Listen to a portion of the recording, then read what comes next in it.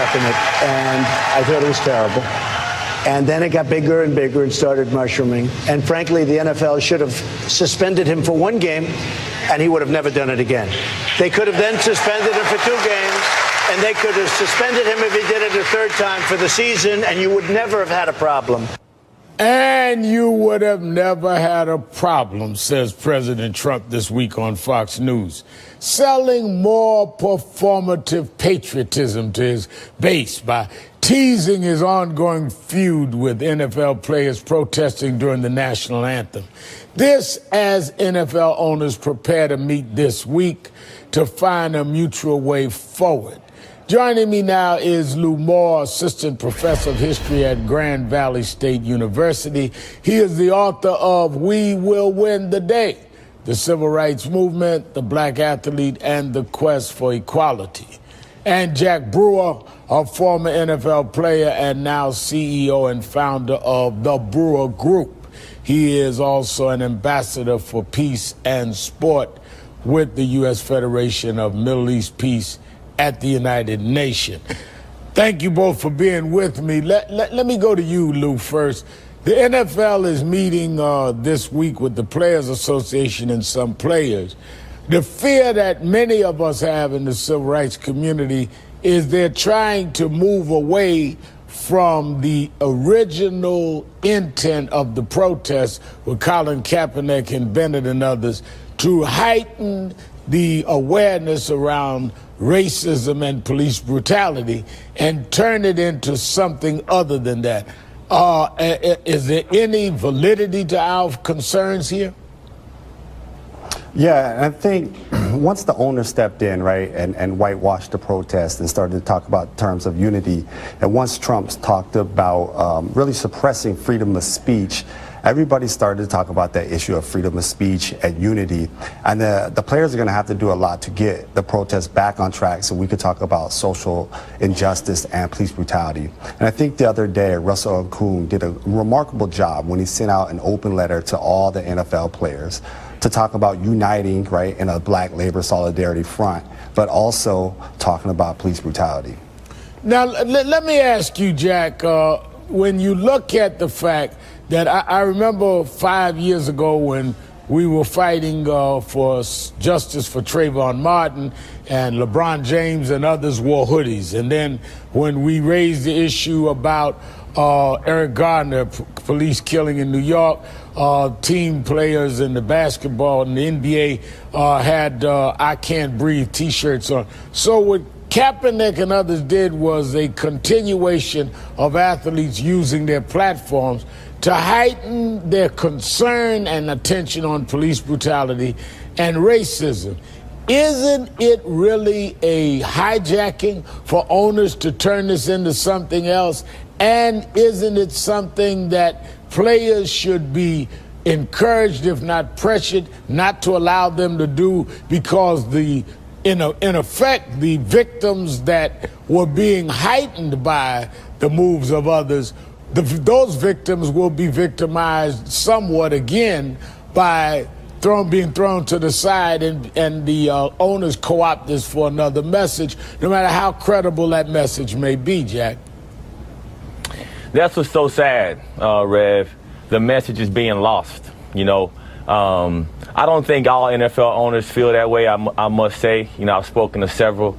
I think the league will eventually, come together and do things to support our communities. But, on the bigger picture, I look back when Colin Kaepernick first came out, and I said this, and I regret that he did this. And that's when he had those police officers as pigs on his socks.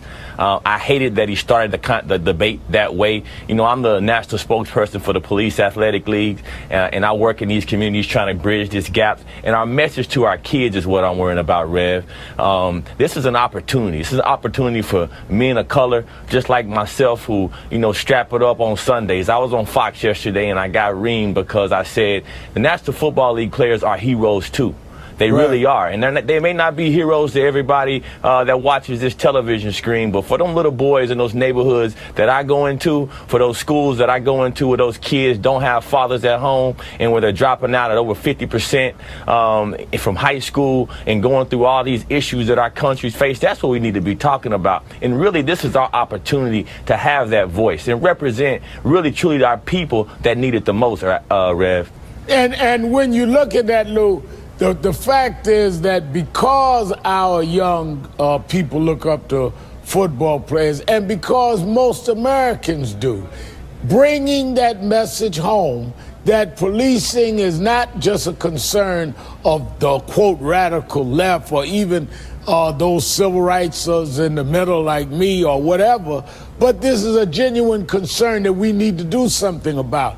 And the fact that Kaepernick and others were punished for it, he still does not have a job. Whether you agree with the way he did it or not, his socks or not, it seems he's punished for bringing an issue forward that needs to be raised and dealt with, no matter what your political stance may be. No question. You know, Colin Kaepernick. Right. I'm sorry. I'm sorry about that. I was just going to say. That's all right. I would say that's exactly right. The police brutality has been an issue since emancipation. So you can look at black newspapers starting in 1865 and see, for instance, someone in New Orleans complaining about the Confederate soldiers and the police are beating on them. And I track black newspapers and I look at police brutality all the time. And what Kaepernick did was very brave. And he put the issue front and center for all of us to deal with. And that's the problem. There's a lot of people who go to those games on Sunday or watch those games from their TV, and they don't want to deal with it. They don't want to deal with this reality that police brutality is an issue, that social injustice is an issue, because they want to look at these black athletes and believe that somehow we are an equal democracy. And when black athletes speak up, it really upsets people because it just, tugs at that moral fabric of America. Jack, when you look at the fact that you were an NFL player, and a lot of people say, well, what are you complaining about? Y'all made a lot of money, you did well. And I think that's even more the reason why it's effective when athletes that have everyone's respect, that everyone wants to take a selfie with and has made money, say, but wait a minute, there's a problem here. And whether we agree with how we bring the problem out, there's a problem here. And I think that's why it was effective and is effective, but also why it should not be deflected into some other issue. No doubt. I mean, this is our time. We have the stage. We've gotten, more of our voices heard now since Colin Kaepernick kneeled probably than we ever have in the history of our country. So you got to always remember that and take it back really to the solutions.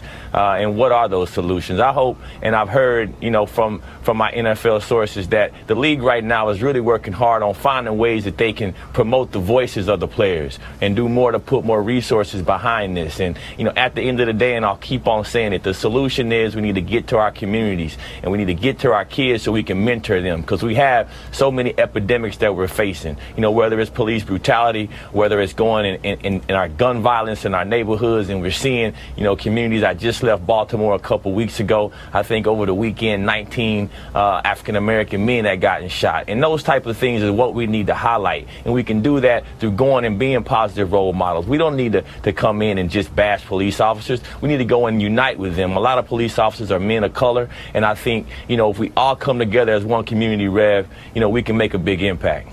Lou, I've noticed that the president has taken this issue and tried to act like it's about the anthem and the flag, when that is not what the players kneeling have raised as issue. They're not kneeling against the flag. They're kneeling, raising police brutality, raising racism, wanting the flag to stand for all Americans.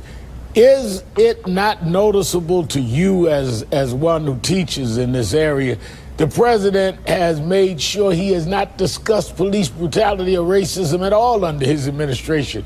He's really making this something else so he doesn't have to be accountable for what he can deal with his Justice Department.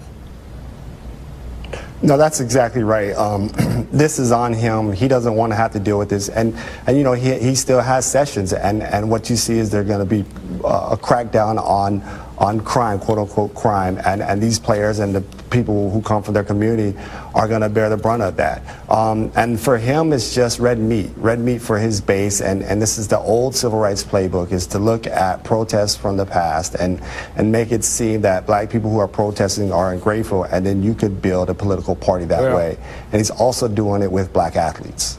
All right, thank you, Lou Moore and Jack Brewer. Thank you to both of you.